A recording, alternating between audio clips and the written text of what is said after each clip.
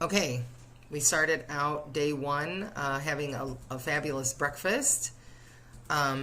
This was our breakfast every morning in Via Paradiso, which we highly recommend. Anyway, it was bananas. You can see mango, fresh pineapple, really strong, delicious coffee. What kind of juice was that, babe?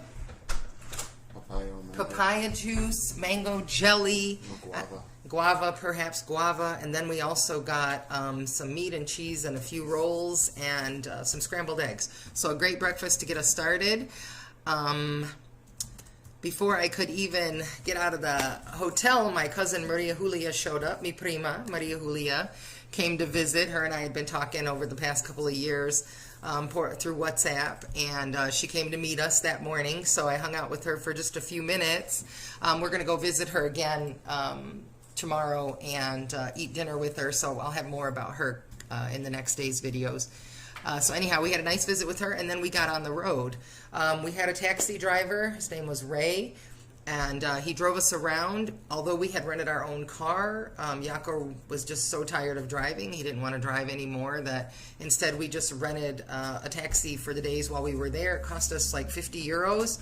And he drove us wherever we wanted to go all day long, and stayed and waited wherever we were. So it was totally worth it. We didn't have to worry about it. What kind of car was this? A 1953 Plymouth Aura.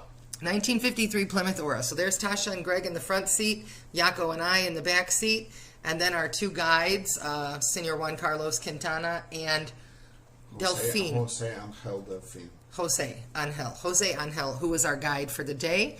And Juan Carlos Quintana was kind of our ambassador in Baracoa.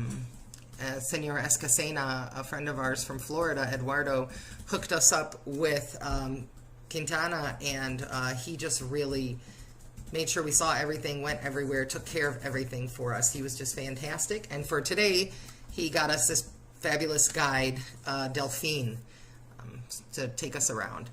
There's a better picture of our cars. We're arriving at the plantation, the Cacao Plantation. One of the first things they did was tear off flowers, and Tasha and I both got flowers to put in our hair. So yeah, that's us with our guides. There's the house where we're going to go visit in the middle of the Cacao Plantation. But first we went into the plantation itself, and we got a lesson in everything cacao from beginning to end. So these little nubs here are actually, we're going to be flowers, and then the flowers will become the cacao pods. And so here's some that are a little further along, and here's one that's a lot further along. And here they are harvested and ready to be made into chocolate and various products. This tree, what was it?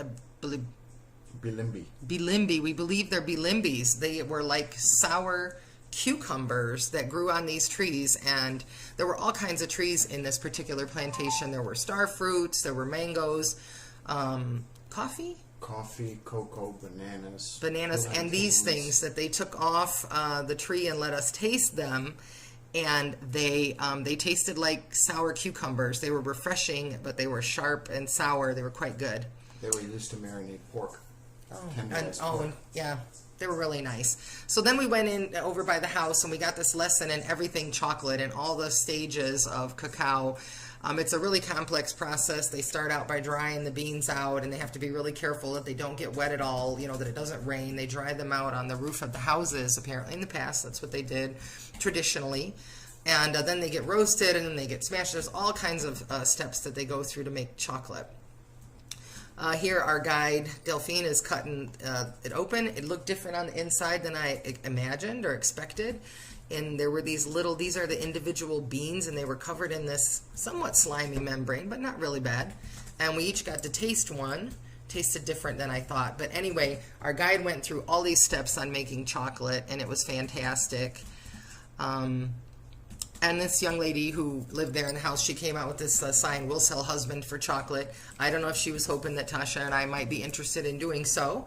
I love chocolate, but not that much. But anyway, it was just a delightful place, and wonderful people that worked there.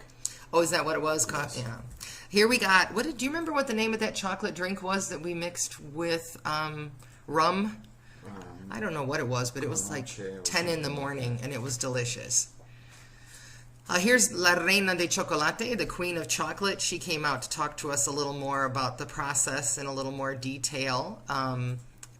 She was really quite entertaining. And then she and Delfin decided to give us a lesson in Kiriba, which is a musical dance style in Baracoa that apparently originated in the cacao plantations.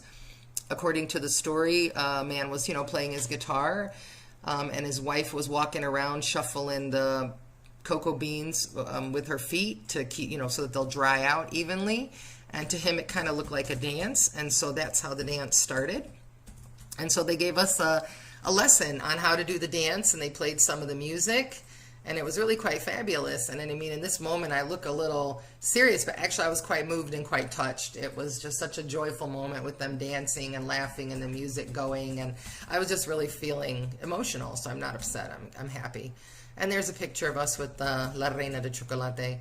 And finally, here's a really nice picture of our fabulous guides, Quintana and Delfin. This video is longer than I wanted it to be, so this is it for now.